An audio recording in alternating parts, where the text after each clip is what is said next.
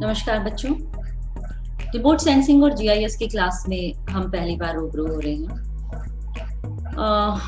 Actually ये नया subject है और इससे पहले मैंने अपना एक वीडियो डाला था जिसके अंदर आप लोगों को बताया था कि क्यों रिमोट सेंसिंग जो है वो पढ़ना हमारे लिए फायदेमंद रहता है। एक्चुअली ज्योग्राफी का स्टूडेंट होने के नाते हमें एक हैबिट होती है कि हम उसी तरह के सब्जेक्ट पढ़ते हैं जो आज तक पढ़ते आए हैं, लेकिन रिमोट सेंसिंग और जीआईएस आप लोगों को 2 कदम दूसरों से आगे रखने का एक सब्जेक्ट है। ये काफी फ्यूचर में आपके लिए हेल्पफुल है अगर आप रिसर्च के सेक्शन में जाते हैं या अगर आप कुछ डिप्लोमा या कुछ सर्टिफिकेट कोर्सेज आप इससे रिलेटेड करते हैं। इस बारे में हम चूंकि हमारे पिछले वीडियो में बात कर चुके हैं, इसलिए हम इसमें ज्यादा डिटेल में नहीं जाएंगे। डायरेक्टली मैं आज के अपने इस पॉइंट पे आती हूँ कि विनय सर आपकी कंटिन्यूअस रेगुलर क्लासेस ले रहे हैं, तो यहाँ पर हम एक छोटा सा पार्ट जो है वो आज हम इंट्रोडक्टरी पार्ट लेते हैं, जिसमें हम ये जानेंगे कि एक्चुअली आपके इस साल के रिमोट सेंसिंग के सिलेबस में क्या है और इसका कौन सा पोर्शन जो है वो मैं अपनी क्लासेस में कवर करूंगी। तो यहाँ पीपीटी के माध्यम से मैं आप लोगों के पास में वो चीज बता देती हूँ। वन बाय वन हम स्टार्ट कर लेते हैं कि अगर हम कंप्लीट बात करना चाहें कि रिमोट सेंसिंग में कंप्लीट सिलेबस में आपका क्या आएगा, तो हम देखेंगे कि ये जो सब्जेक्ट है ये 2 पार्ट में डिवाइड है। पहला रिमोट सेंसिंग है और दूसरा ज्योग्राफिकल इंफॉर्मेशन सिस्टम जीआईएस है। और चूंकि ये टर्म्स इतनी ज्यादा जल्दी एक दूसरे के साथ आती हैं कि हमें लगता है कि दोनों एक ही चीजें हैं, लेकिन रिमोट सेंसिंग एक अलग चीज हो गया और ज्योग्राफिकल इंफॉर्मेशन सिस्टम एक अलग चीज हो गई है। ठीक है, अब रिमोट सेंसिंग वाला पार्ट जो है वो भी 2 पार्ट्स में डिवाइड है। उसमें एयर फोटोग्राफी आता है और रिमोट सेंसिंग यानी कि इमेजरी, सैटेलाइट इमेजरीज जो है वो अलग से आती हैं। तो हम थोड़ा सा एलिब्रेट होकर के अपने सिलेबस को देखते हैं और फिर हम वो कौन सी स्ट्रेटेजी रहेगी कि हमें ये सब्जेक्ट बहुत अच्छे से तैयार हो जाए और हम इस पर बेहतर कमांड ले पाए, उसके बारे में भी डिस्कस करेंगे। तो नेक्स्ट जो है वो हम चलते हैं कि हमारे जो कंप्लीट पैटर्न है वो पूरा पैटर्न क्या है इसका। एक्चुअली ये पेपर 8th है और 8th में भी आपको चॉइस सी के अंदर ही आता है और इसमें एक टेबल फॉर्म में हमने यहाँ पे बताया है कि आपका जो क्वेश्चन पेपर होगा वो 3 पार्ट्स में डिवाइड आएगा, पार्ट ए, पार्ट बी और पार्ट सी। तो ये जो 3 पार्ट जो हैं, इन तीनों पार्ट्स में क्या होता है बच्चों कि जो क्वेश्चंस हैं वो पार्ट ए में 10 क्वेश्चंस आएंगे, पार्ट बी जो होगा उसके अंदर 5 क्वेश्चंस आएंगे और पार्ट सी जो है उसके अंदर 6 क्वेश्चंस आएंगे। इस क्वेश्चन वाले सेक्शन से मैं सीधे ऑप्शंस वाले सेक्शन की तरफ जाती हूँ।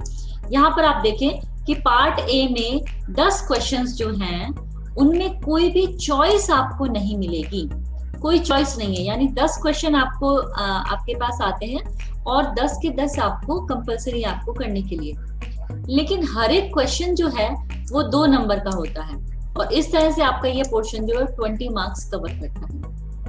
अच्छी बात यह है कि इस पोर्शन के अंदर छोटी छोटी टर्म्स से रिलेटेड क्वेश्चन पूछे जाते हैं। जो क्या होता है कि अगर आपने पूरी डेफिनेशन लिखी तो आपको 2 में से 2 नंबर पूरे मिल जाए। तो ये स्कोरिंग काफी पोर्शन रहता है।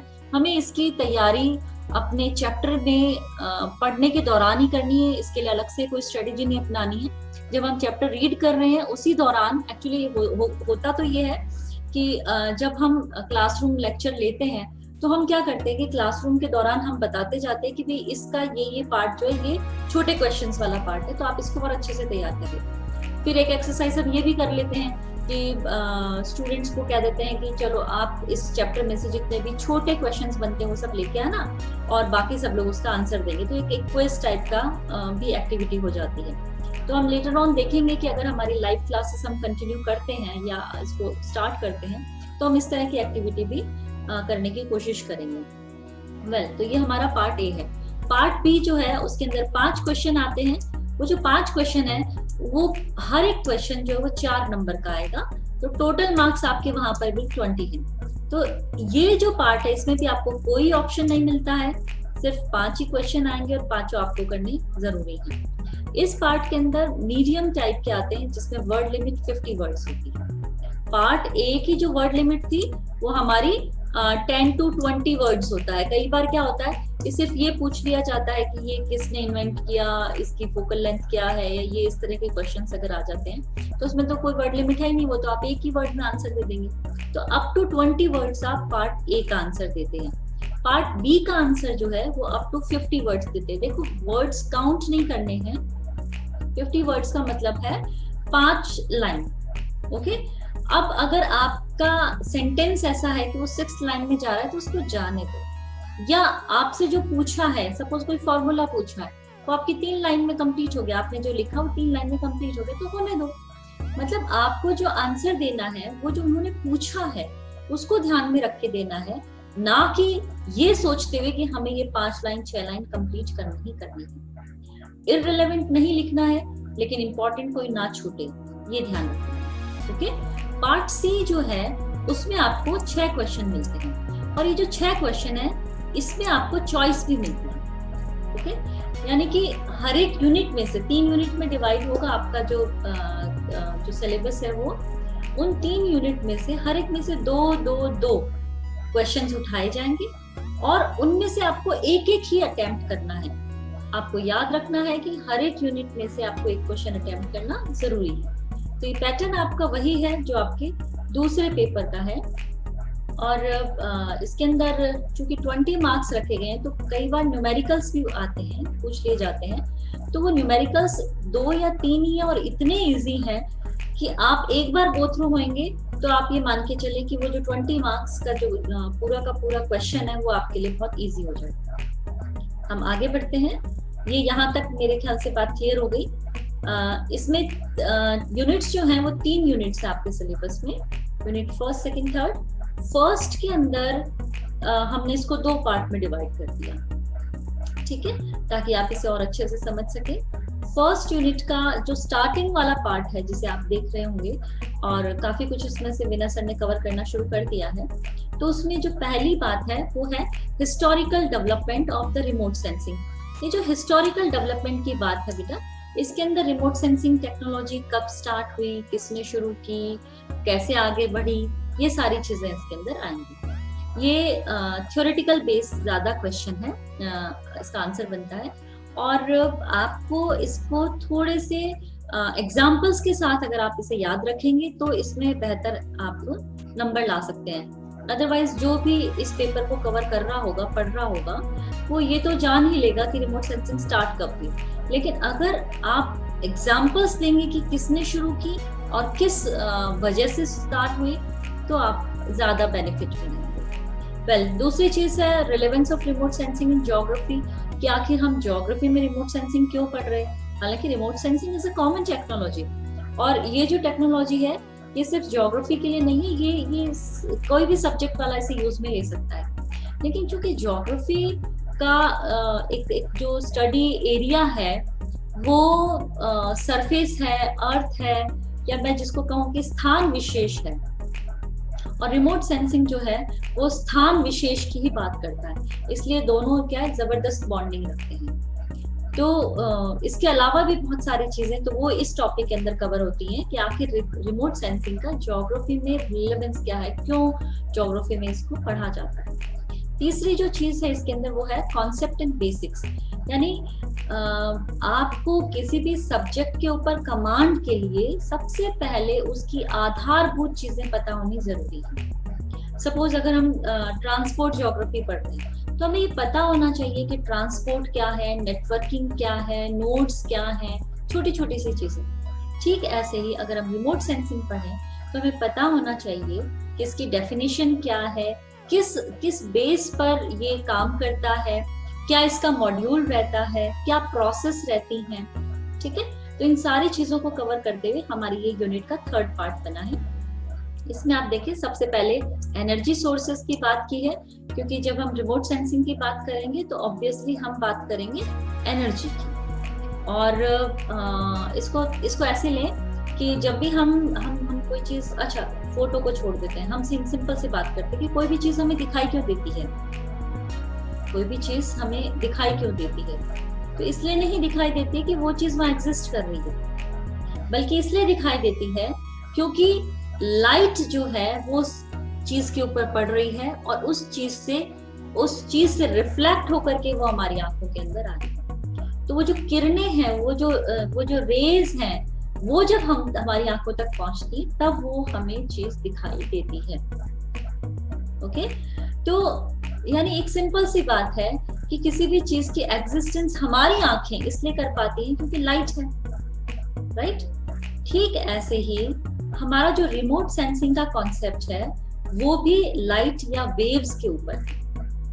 जैसे लाइट जो है वो वेव्स है, ठीक वैसे ही खूब सारी वेव्स हैं, और ये जो वेव्स हैं, ये जो तरंगे हैं, इनका तरंग दैर्ध्य अलग अलग होता है, इनकी आवृत्ति अलग अलग होती है, और इसीलिए इन सब की प्रकृति अलग अलग होती है। हमने छोटी क्लास में पढ़ा है बेटा ये बात कि एक्स रेज होती हैं, एक हमारी विजिबल रेंज होती है जिसको हम विबग्योर कहते हैं, ठीक है, और एक अल्ट्रा वेव्स होती हैं।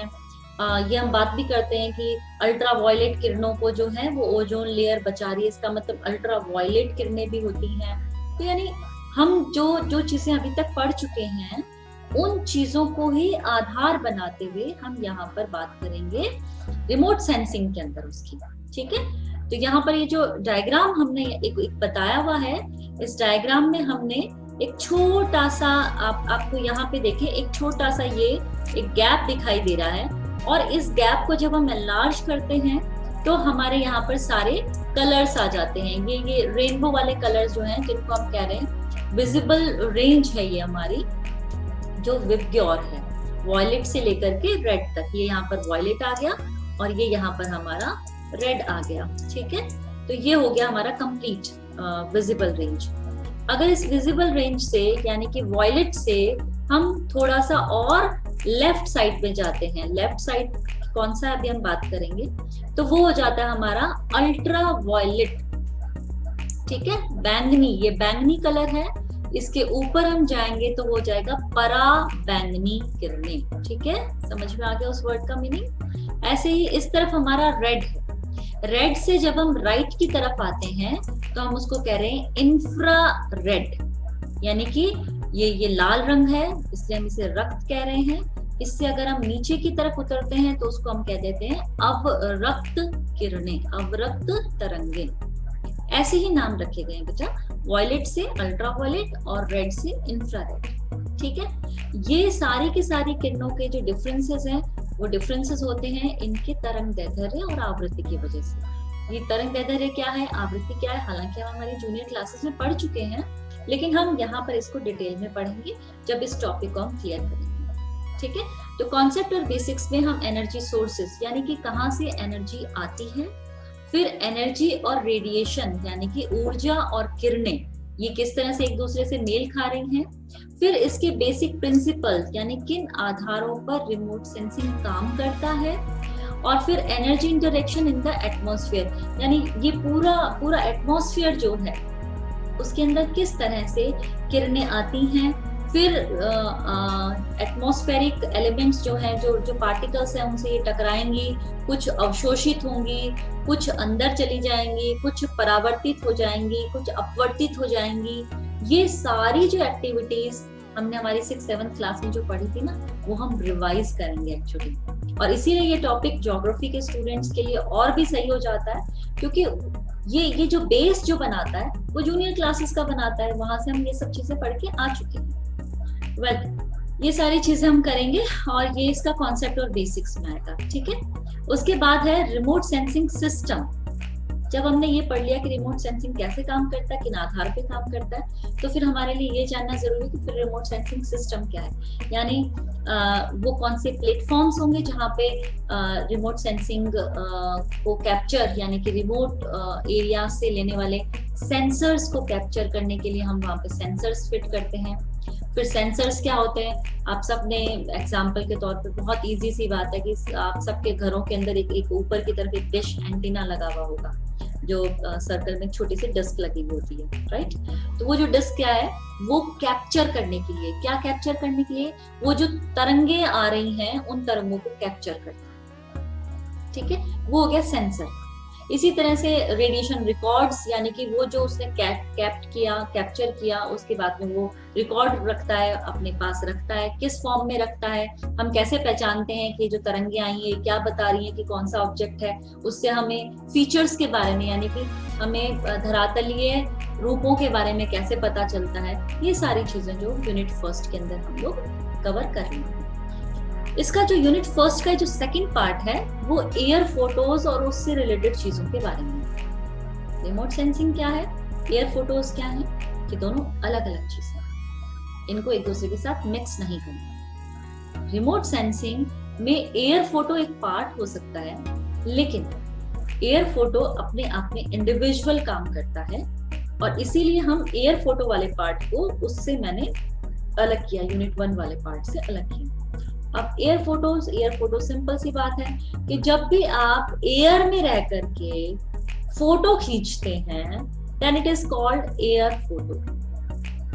ओके, चाहे आप हॉट एयर बलून से खींच रहे हो, चाहे आप प्लेन के अंदर जा रहे हैं तब आप खींच रहे हैं, चाहे आप बहुत ऊंची बिल्डिंग पे पहाड़ पे खड़े होकर के नीचे की खींच रहे हैं तो वो एयर फोटो है, चाहे आप ड्रोन के थ्रू, आजकल बहुत फेमस हो गया ड्रोन को आप फ्लाइट करके और फिर उससे खींच रहे हैं तो वो भी एयर फोटो है। तो एयर फोटो और उससे रिलेटेड जितनी भी चीजें आएंगी वो हम यूनिट फर्स्ट के सेकंड पोर्शन में पढ़ेंगे। तो इसके अंदर क्या क्या चीजों को हम कवर करेंगे। पहली चीज, एयर फोटो के एलिमेंट्स क्या हैं, यानी कि एयर फोटो में क्या क्या चीजों को हम शामिल करेंगे। दूसरी चीज, एयर फोटो की टाइप्स क्या हैं, ये जो पार्ट अपना है ये टाइप्स वाला पार्ट हो जाएगा। उसके बाद एयर फोटो जब हम खींच रहे हैं तो उसका स्केल क्या है। देखो स्केल बहुत जरूरी है, ये आप लोग अपनी जूनियर क्लासेस में आपने कॉलेज में पढ़ लिया है, प्रीवियस में भी आपने पढ़ा है कि स्केल ये डिसाइड करता है कि कोई भी ज्योग्राफिकल फीचर कितना बड़ा है, क्योंकि फोटो जब हम इतनी ऊंचाई से लेंगे तो हमें तो बहुत छोटी छोटी चीजें दिखेंगी ना, तो वो कितनी बड़ी है एक्चुअल में, उसके लिए स्केल बहुत इंपॉर्टेंट है। स्केल दोबारा से हम यहाँ नहीं पढ़ने वाले हैं, हम सिर्फ ये निकालेंगे कि उस फोटो का स्केल कितना है। ओके, ग्राउंड कवरेज, वो कितने बड़े एरिया को कवर कर सकता है वो हम यहाँ पे पढ़ेंगे। उसका रेजोल्यूशन क्या है, सबको पता है आजकल रेजोल्यूशन पिक्सल्स एंड ऑल, ये सब कैमरे में रेजोल्यूशन अच्छा नहीं है, इसका फ्रंट कैमरा अच्छा नहीं है, इसका बैक कैमरा अच्छा है, ये सारी चीजें हम हमारे रूटीन में अब लेने लग गए हैं, इसलिए भी रिमोट सेंसिंग जो है वो पढ़ना और पढ़ाना आसान हो गया। वेल, रेजोल्यूशन की बात करेंगे हम यहाँ रेडियोमेट्रिक कैरेक्टरिस्टिक्स की बात करेंगे, ठीक है, कि किस तरह की फिल्म हमें यहाँ पे काम में लेनी चाहिए। जो फिल्म कैमरा रोल आया करता था, आप लोगों ने शायद कभी देखा हो या ना देखा हो मुझे नहीं पता, पहले जो कैमरे आया करते थे उनके अंदर एक रोल डलता था, और अभी भी पुरानी मूवीज अगर आप देखें या पुरानी शॉप में अगर आप जाएं तो आपको वो एक स्लॉट्स के अंदर बटा हुआ एक रोल आपको मिलेगा, और हर एक फोटो के साथ में वो रोल आगे की तरफ शिफ्ट होता जाता था। तो फिल्म्स, फिर फिल्टर्स होते हैं, फिल्टर्स आगे की तरफ लगते हैं ताकि जो एटमॉस्फेरिक प्रॉब्लम्स हैं या जो ऐसी चीजें हैं कि मिस्ट है, धुंध है, उन सब चीजों को हटाने के लिए फिल्टर्स लगते हैं। ऐसे ही कैमरे कौन कौन से होते हैं, एरियल कैमरे, और फिल्म एक्सपोजर टाइम वगैरह क्या होता है, ये सारी चीजें हम, यानी कि एयर फोटो और एसोसिएटिव्स वाले पोर्शन के अंदर सबसे पहले तो हम ये पढ़ेंगे कि बेसिक कैमरा और उस से किस तरह से एयर फोटो खींच जाती है वो चीज, ठीक है, यानी हम फोटोग्राफी की बात करेंगे, राइट।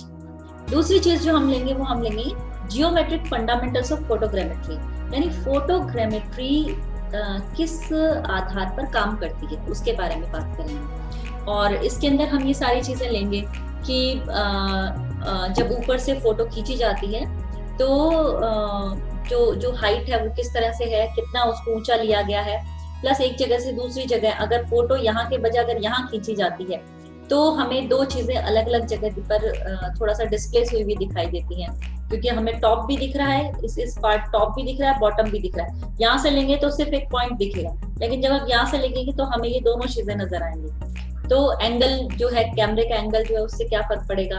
स्टीरियोस्कोपिक इमेजेस जो आजकल बहुत पॉपुलर हो रहा है, 3D पिक्चर्स आप देखते होंगे, 3D फोटोज आती हैं, तो ये सारी चीजें हम इसके अंदर पढ़ेंगे कि 3D व्यूज कैसे आते हैं, 3D पिक्चर्स कैसे बन सकती हैं, कैसे 3D फोटोज बनती है, ये सारी चीजें हम इस पार्ट के अंदर लेंगे। नेक्स्ट है हमारा एयर फोटो का इंटरप्रिटेशन। हमने कोई फोटो हमारे पास आ गई है, उस फोटो में हमें कौन कौन से फीचर्स दिखाई दे रहे हैं, ठीक है, तो वो हम कैसे निकालेंगे, शेप से, साइज से, pattern, tone, texture, shadow, site advantages वगैरह, ये सारी चीजों से हम इसके अंदर लेंगे। ओके, तो ये हो गया हमारा यूनिट 1। यूनिट 2 के जब हम बात करेंगे तो सैटेलाइट जो रिमोट सेंसिंग है, सैटेलाइट से जो रिमोट सेंसिंग है उसमें उसकी हिस्ट्री क्या रही, इंडिया का जो स्पेस प्रोग्राम है वो क्या है, उसके बारे में बात करेंगे। जैसे हमारे पास एक इमेज आ गई, लेकिन इमेज जो है वो अभी तक बहुत अच्छी नहीं है, या जिसको हम कह सकते हैं कि वो इमेज कहाँ की ली गई हमें कैसे पता चलेगा, तो हमारी जो टोपो शीट्स होती हैं उसके साथ हम उसको कैसे ग्राउंड वेरिफिकेशन कैसे करते हैं, ये सब चीजें पढ़ेंगे। प्लस इमेज को थोड़ा सा ब्राइट करना है, इमेज में कुछ कलर्स डालने हैं, कुछ सूडो कलर में देखना है, ये सारी चीजें हम देखेंगे।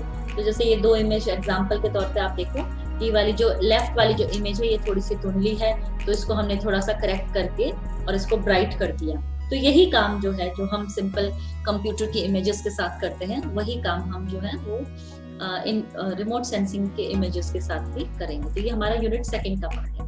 यूनिट 3 जो रहेगा वो हमारा सिंपल है, उसके अंदर हम एयर फोटो और इसके इमेजेस का इंटरप्रिटेशन करते हुए उसका अप्लाइड पार्ट पढ़ेंगे। मतलब हम अगर रिमोट सेंसिंग इतनी अच्छी टेक्नोलॉजी अगर हम बात कर रहे हैं, तो वो अच्छी टेक्नोलॉजी का यूज कहाँ पर है। कोई भी टेक्नोलॉजी जो है वो अपने आप में अच्छी या बुरी नहीं है, जब तक कि हम उसको ढंग से यूज ना करें। तो मल्टीपल ऑफ एरिया है जहाँ पर रिमोट सेंसिंग का यूज किया जा सकता है, लेकिन ज्योग्राफिकल पॉइंट ऑफ व्यू से for the welfare of the society, पूरे मानव सोसाइटी के कल्याण के लिए हम इसको कहाँ कहाँ पे काम में ले सकते हैं, तो उनमें से कुछ चीजें यहाँ पर हम कवर करेंगे, जिसमें फॉरेस्ट है, वाइल्ड लाइफ है, माइंस एंड मिनरल्स है, जियोमॉर्फोलॉजी, फोटो है, लैंड यूज है, वेदर स्टडीज है, वाटर, ये सभी चीजें आएंगी। तो एक छोटा सा ओवरव्यू हम यहाँ पर ले लेते हैं, जिसके अंदर हम देख लें। बच्चों, हम देख रहे थे कि किस तरह से किन किन एरिया के अंदर रिमोट सेंसिंग का यूज हो सकता है। तो मुझे लगता है कि शायद हम गूगल अर्थ प्रो से इस चीज को ज्यादा बेहतर तरीके से समझेंगे। ये एक ऐप है जो आप आसानी से डाउनलोड करके अपने डेस्कटॉप पे रख सकते हैं, लैपटॉप पे रख सकते हैं। इसमें आप देखें कि ये अर्थ का 3 डायमेंशनल व्यू जो है वो हमें दिखाई देता है, और ये जो व्यू लिया गया है ये भी एक सैटेलाइट इमेज के थ्रू लिया गया है। आप यहाँ नीचे की तरफ देखें, यहाँ लिखा हुआ है लैंडसेट। ये जो लैंडसेट लिखा हुआ है, इसका मतलब ये जो सैटेलाइट है उसी की एक इमेज है। ये इमेज किसने इशू करी है वो नाम नीचे की तरफ लिखा हुआ है।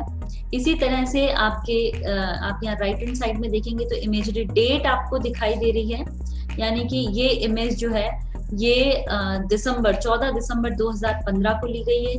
साथ में ही इसी के लैटिट्यूड्स, लॉन्जिट्यूड्स, आई एल्टीट्यूड, ये सब चीजें हैं, मतलब हमारी इस समय कितनी दूरी है इस पूरे इलाके से। तो हम अभी 11,001 किलोमीटर की ऊंचाई से इसको देख रहे हैं। अगर हम और नजदीक से इसको देखेंगे तो आप देखिए एल्टीट्यूड अब जो हमारी आइस का है हम 2,835 की ऊंचाई से देख रहे हैं। तो इमेजरीज में क्या होता है, ये इमेजरीज ही हैं। अगर मैं यहाँ पर डाल देती हूँ अजमेर और एंटर करूँ मैं इसको सर्च करने के लिए, तो होगा ये कि ये इमेजरी जो है वो हमें अजमेर तक लेकर के आसानी से चली जाएगी, और इस दौरान बहुत ही क्लोज जो है व्यू वो हमें दिखेगा यहाँ पर। तो हमें आइडिया है कि अजमेर कहाँ पर है। ये हमारा अजमेर वाला पार्ट है, और धीरे धीरे ये उसको हमारे नजदीक लेकर के आती है। तो यहाँ पर मैं ये दिखाना चाह रही हूँ कि किस तरह से हम इमेजरीज के थ्रू बहुत ही आसानी से चीजों का ओवरव्यू कर लेते हैं, और साथ ही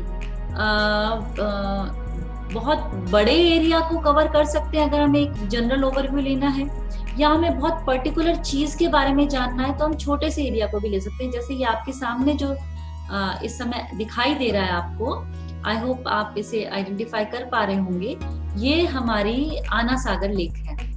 और अगर हम और नजदीक जाते हैं तो आप देखेंगे कि इसके ठीक सेंटर में आपको ये जो एक व्हाइट कलर का पार्ट दिखाई दे रहा है, ग्रे कलर का दिखाई दे रहा है, ये हमारी आना सागर है। तो ये पूरा का पूरा पोर्शन है, ये इसके चारों तरफ का जो इलाका है वो रेजिडेंशियल एरिया है। यहाँ इसके लेफ्ट और राइट साइड में पहाड़ है, यहाँ पर आपकी वैली एरिया आ गया। तो ये सारी की सारी चीजें, और नजदीक जाने पे ये इसके आसपास की रोड्स एकदम क्लियर हो जाएंगी, छोटी छोटी गलियां नजर आएंगी। तो ये सारा का सारा हम इमेजरी में से किस तरह से ज्योग्राफिकल फीचर्स को एक्सट्रैक्ट करना है, ज्योग्राफिकल फीचर्स की स्टडी करनी है, वो हम इससे आसानी से कर सकते हैं। तो this is all about your this class. और आगे की क्लास में हम पर्टिकुलर एयर फोटो वाला जो पोर्शन है वो हम इसको लेंगे। तो आई होप आप सब लोगों को ये ठीक लगा होगा, और आपकी जो भी क्वेरी है आप अपने व्हाट्सएप ग्रुप जो बना हुआ है उसके अंदर आप इसको डाल सकते हैं। Thank you.